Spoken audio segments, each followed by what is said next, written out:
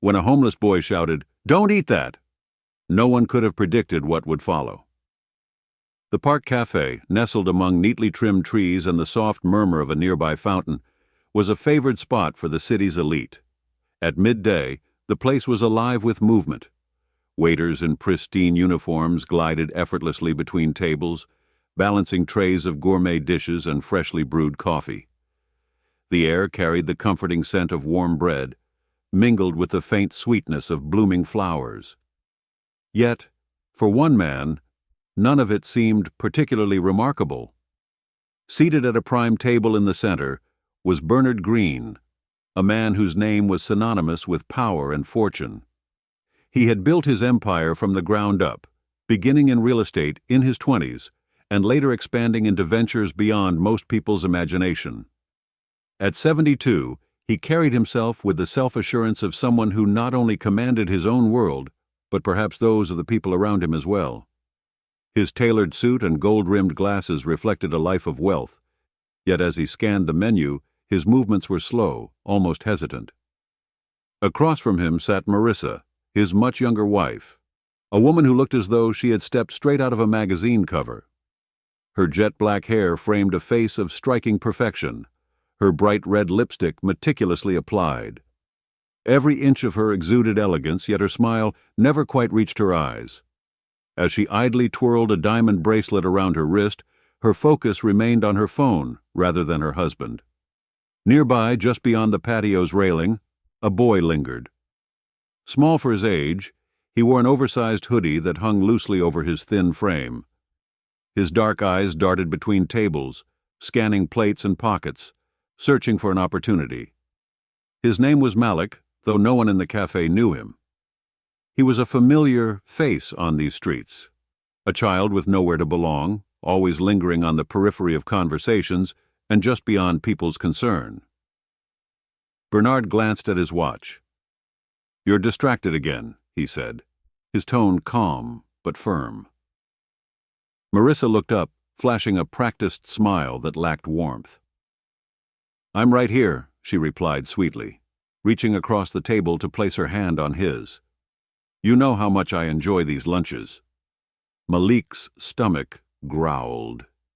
He took a step closer, his movements nearly silent as he leaned against the patio railing. His gaze settled on Bernard's table, on a meal he hadn't seen up close in months. A pristine white bowl of soup, accompanied by fresh bread and a glass of sparkling water. But then, something unusual happened. As Bernard adjusted his glasses and picked up his phone, Marissa's hand slipped into her designer handbag. Malik watched as her fingers closed around a small vial. With a casual flick, she twisted it open and tilted her hand ever so slightly over the steaming bowl. The liquid disappeared into the soup instantly, dissolving without a trace. Malik's breath caught in his throat. He froze, eyes locked on Marissa as she stirred the soup with her spoon, her expression unchanged. Then she leaned toward Bernard, her voice low but just loud enough to be heard. "After all the trouble I've gone through, you won't ruin this now." Malik blinked, uncertain of what he had just witnessed. Had he really seen what he thought? Could a woman so flawlessly put together, in a place so refined, truly be doing something so sinister? Yet, the uneasy feeling in his gut wouldn't go away. His heart pounded as he crouched lower behind the railing, his mind racing. No one else had noticed. No one had been paying attention. It was just him. The faint ache of hunger tugged at him, but he couldn't look away. His eyes remained fixed on the couple. Bernard looked weary, distracted, his spoon hovering over the bowl as he scrolled through his phone. Across from him, Marissa had resumed her polished demeanor, her smile radiant, her chin resting on her hand, as if she hadn't just whispered something chilling. Malik felt the weight of the moment pressing down on him. His instincts screamed at him to walk away. Why get involved? Who would believe a kid like him, a homeless boy in a worn-out hoodie standing at the fringes of a world that barely acknowledged his existence? He swallowed hard, glancing around the cafe. Laughter, conversation, The clinking of glasses? Everyone else carried on, oblivious. No one noticed him. No one cared. But his gaze snapped back to Bernard's spoon as it dipped into the soup. Malik's chest tightened. It wasn't his imagination. He had seen her pour something into it. He knew what would happen if the old man took a bite. Malik's mind raced. He didn't know this man, but that didn't matter. Wrong was wrong. Time seemed to slow as he stood frozen, and then, without a second thought, he pushed himself away from the railing and strode straight toward the table. His legs felt heavy, but he didn't stop. His voice wavered as he shouted, "Don't eat that!" Heads turned. Conversations halted mid-sentence. The sharp clatter of a fork hitting the floor echoed through the café. Bernard froze, his spoon hovering inches from his lips, his wide eyes locking onto the boy. Across from him, Marissa's head snapped around, her expression instantly hardening. "What did you just say?" she demanded, her voice sharp as glass. Malik didn't flinch.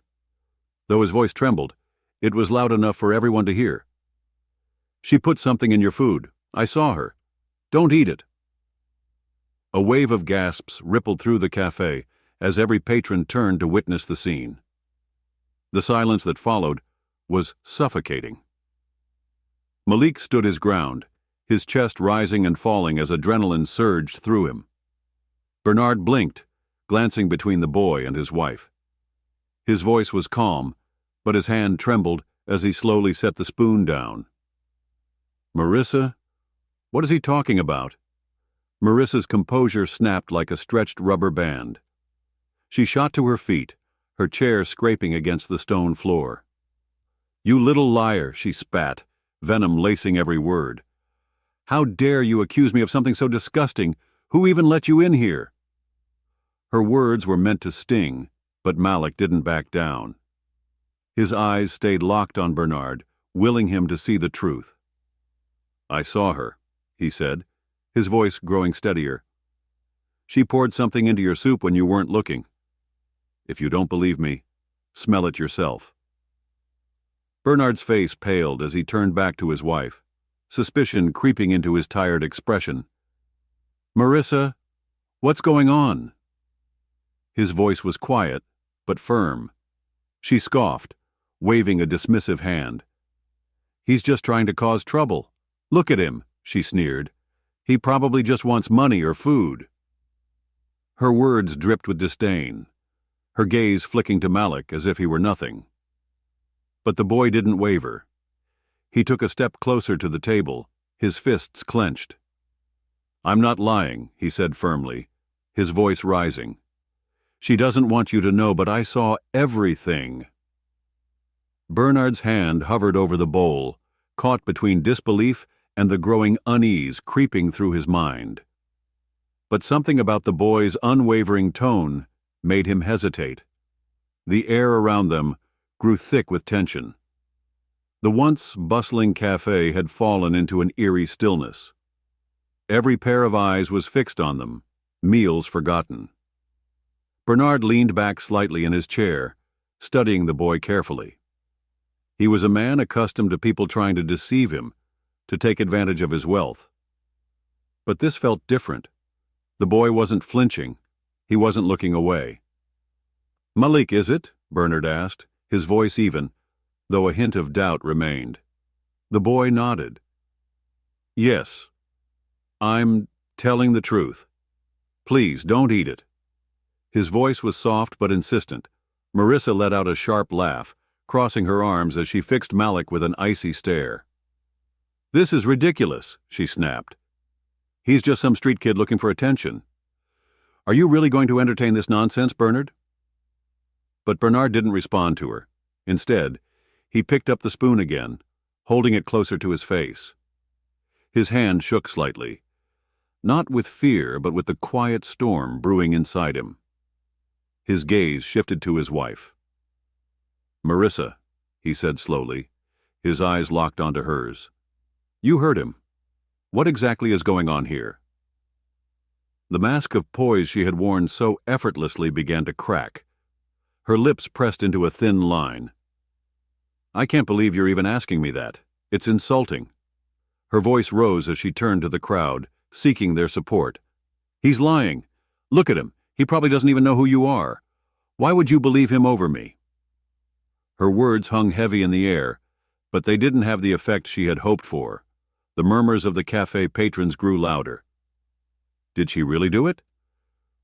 "She looks nervous." "That kid doesn't seem like he's making this up." The whispers only fueled Marissa's fury. Slamming her hands onto the table, her polished demeanor finally crumbled. "Enough of this," she snapped. "Oh, Bernard, eat your damn soup and let's go." Her voice trembled with rage. But Malik wasn't backing down. He stepped forward again, his fists tightening at his sides. "If you don't believe me, then call someone to test it," he urged. "You're rich. You have lawyers, doctors, people who can figure this out. But don't eat it. If you do, you'll regret it." Bernard's jaw tensed. He turned back to the bowl, the spoon still in his hand, but he didn't lift it to his lips.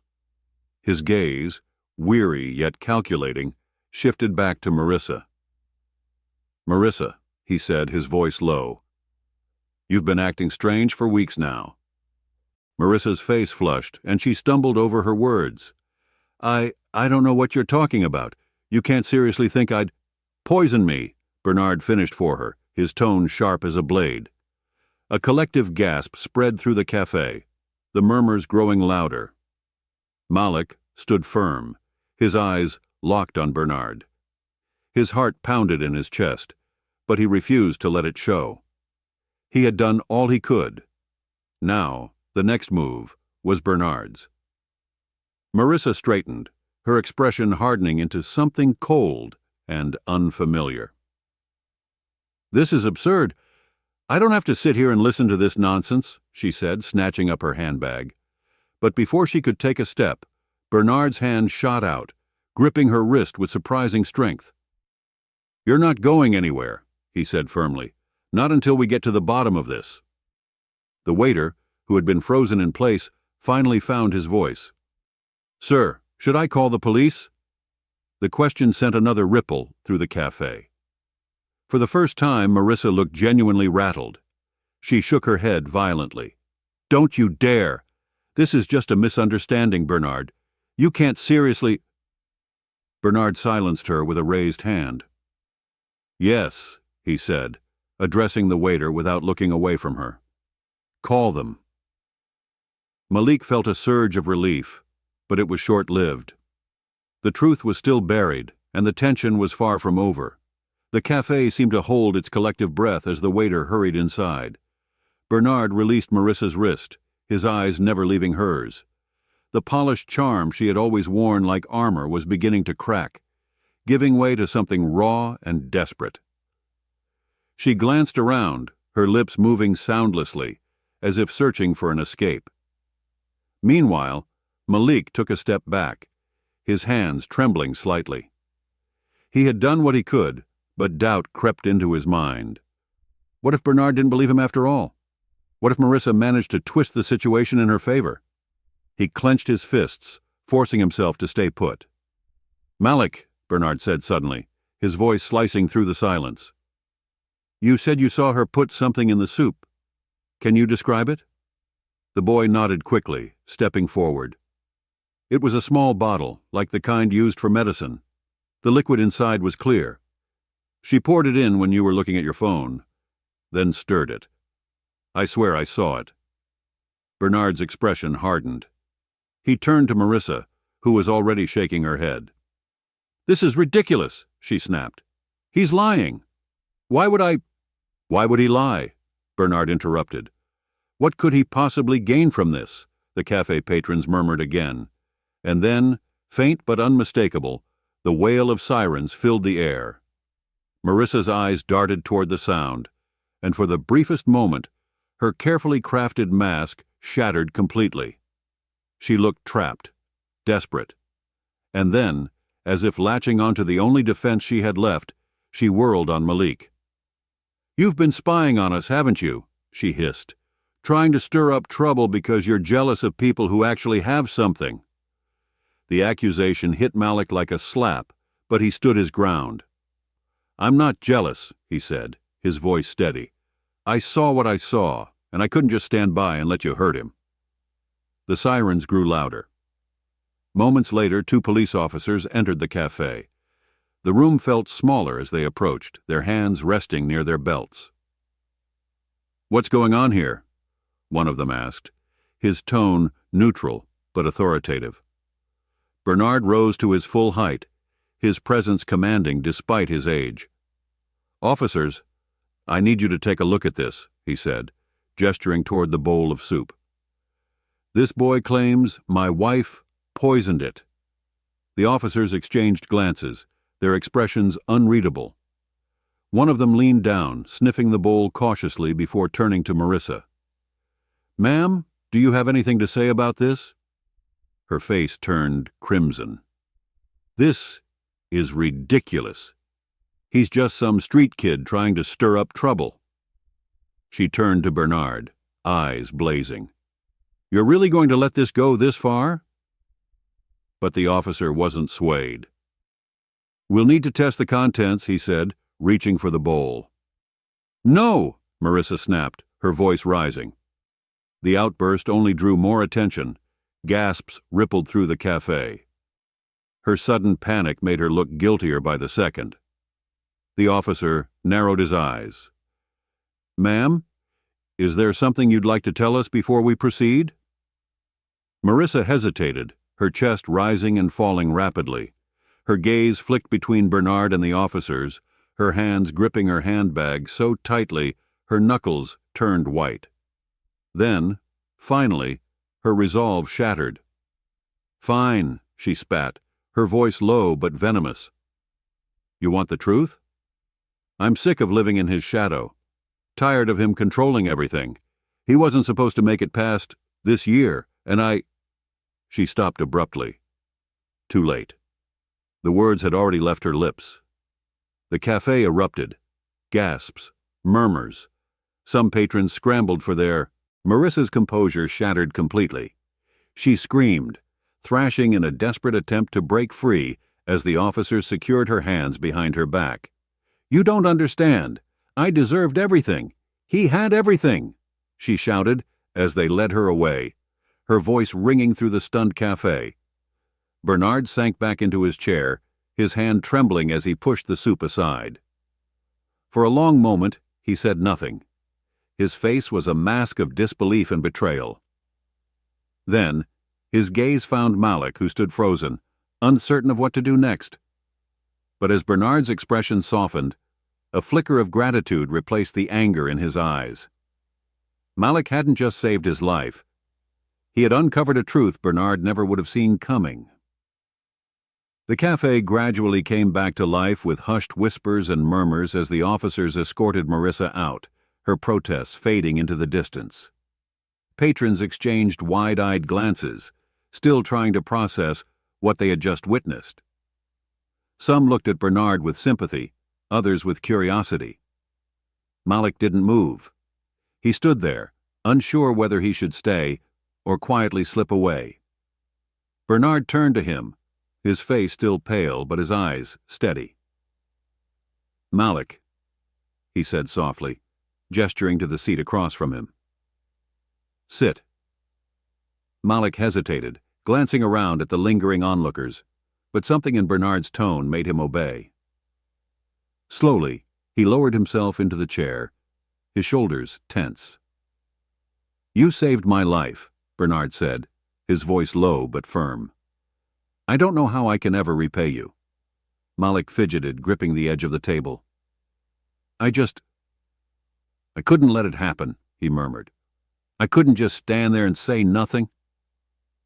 Bernard nodded, his gaze distant as if replaying the entire ordeal in his mind. "Most people would have," he said after a pause. "They would have looked the other way, pretended they didn't see. But you didn't. That took courage, boy." Malik shrugged, his voice barely above a whisper. "I guess I don't like seeing people get hurt, that's all." Bernard leaned back, studying the boy as if truly seeing him for the first time, not just as a scrappy kid on the streets, but as someone with a story, a soul. "How long have you been out here?" The question caught Malik off guard. He glanced away, his voice tinged with embarrassment. "A while?" Bernard frowned, but didn't press. Instead, he reached into his pocket and pulled out a sleek black phone. "Wait here," he said, rising from his seat and stepping aside to make a call. Malik watched him anxiously, his heart pounding. Was he in trouble? Was Bernard calling someone to have him removed? But when Bernard returned, his expression was calm, almost kind. "Help is on the way," he said simply. "Help?" Malik asked, frowning in confusion. Bernard nodded. "I called someone I trust. They'll make sure you have a place to sleep tonight, somewhere safe. And if you'll let me, I'd like to do more than that." Malik's eyes widened. "You don't have to do that," he said quickly, his voice defensive. Bernard gave a faint smile. "I know. That's why I want to. You did something most people wouldn't have." He met Malik's gaze. "And trust me, if the world had more people like you, it would be a far better place." For the first time in a long while, Malik felt something unfamiliar stir within him, a warmth he couldn't quite describe. He looked down, unsure of what to say. Around them, the cafe patrons slowly dispersed, but the weight of what had happened lingered in the air. Bernard picked up his glass of water, taking a long sip before speaking again.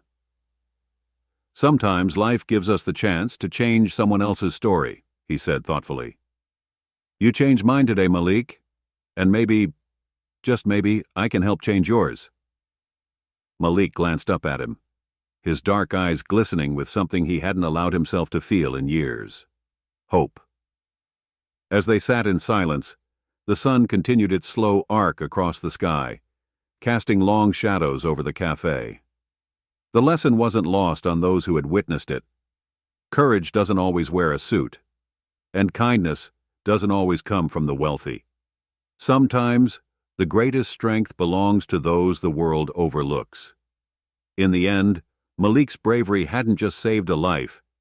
It had reminded everyone in that cafe of the power of standing up for what's right, no matter the odds.